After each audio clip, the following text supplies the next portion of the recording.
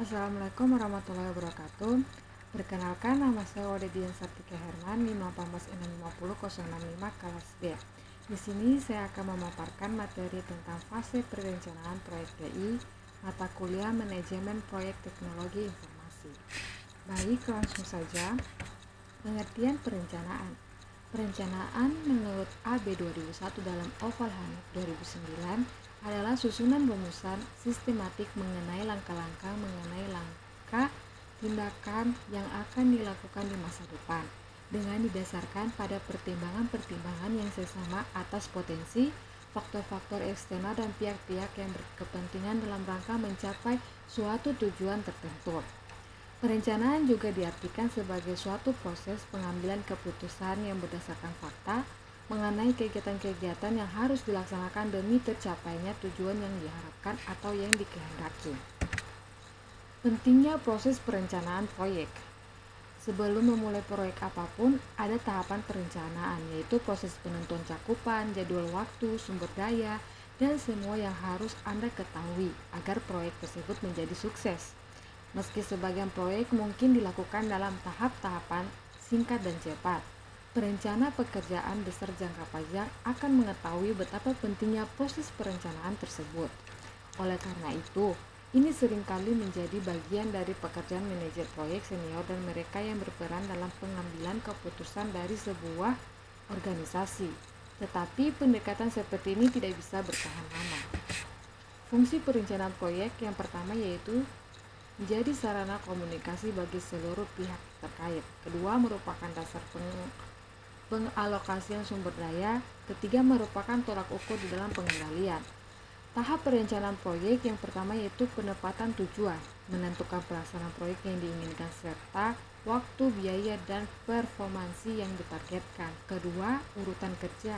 Seluruh urutan dan deskripsi pekerjaan yang perlu dilakukan untuk mencapai tujuan proyek. Ketiga, perancangan organisasi proyek, menentukan departemen, subkontraktor, manajer proyek. Keempat, jadwal kegiatan, waktu pelaksanaan setiap aktivitas, batas selesai, dan milestone. Kelima, yaitu rencana anggaran dan sumber daya. Jumlah anggaran dan sumber daya yang dibutuhkan itu berapa? 6. Yang terakhir yaitu ramalan performasi penyelesaian proyek. Performansi yang diharapkan dalam penyelesaian proyek. Fase perencanaan proyek TI yaitu yang pertama merencanakan proyek, kedua mempersiapkan proyek, ketiga mendefinisikan rincian proyek. Yang pertama merencanakan proyek.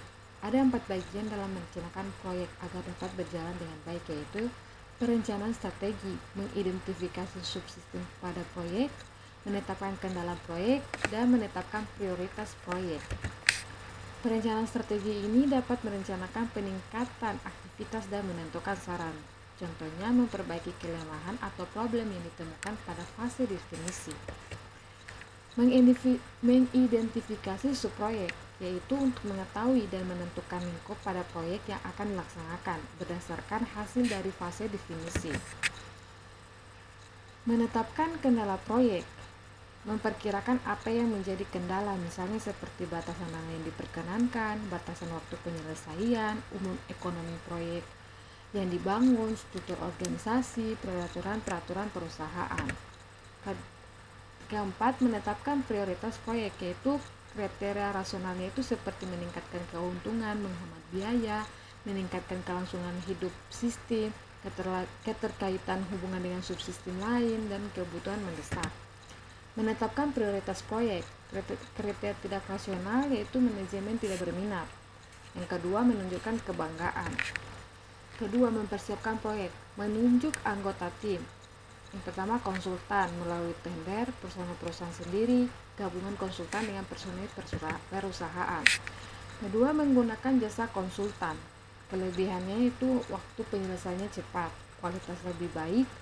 Kalau kelemahannya biaya lebih tinggi, rahasia perusahaan terbuka. Menggunakan research internal itu kelemahannya itu waktu penyelesaiannya lambat, kurang berkualitas, sedangkan kelebihannya itu biaya lebih rendah dan rahasia perusahaan terjamin.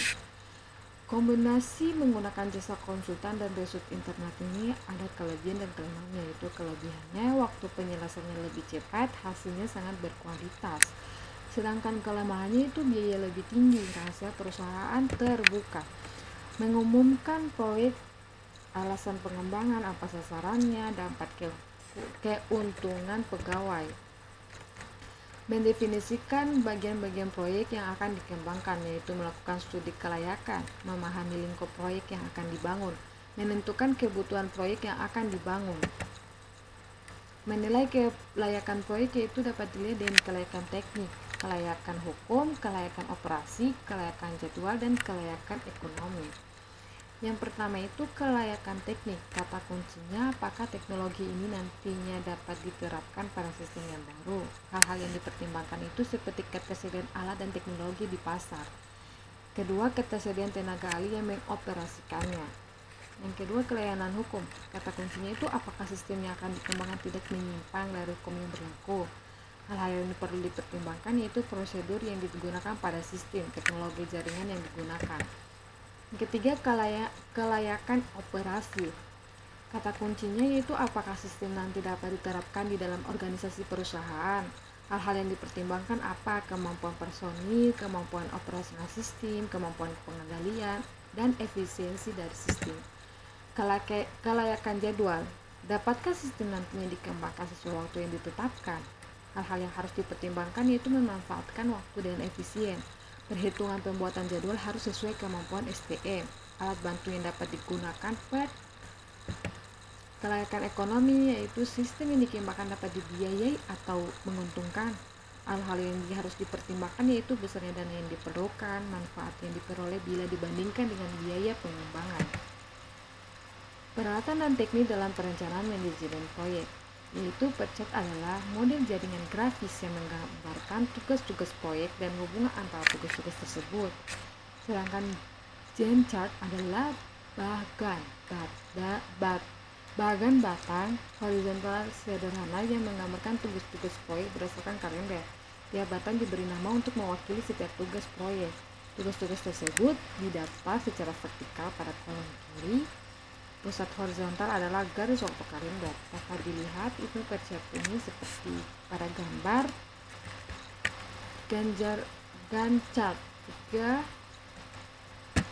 Microsoft Project Gantt chart seperti pada gambar Microsoft Project PERCHART dapat dilihat di sini.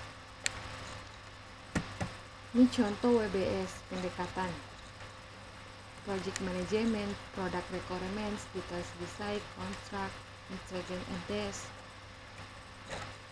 Mungkin itu saja yang saya dapat sampaikan. Sekian dan terima kasih. Wassalamualaikum warahmatullahi wabarakatuh.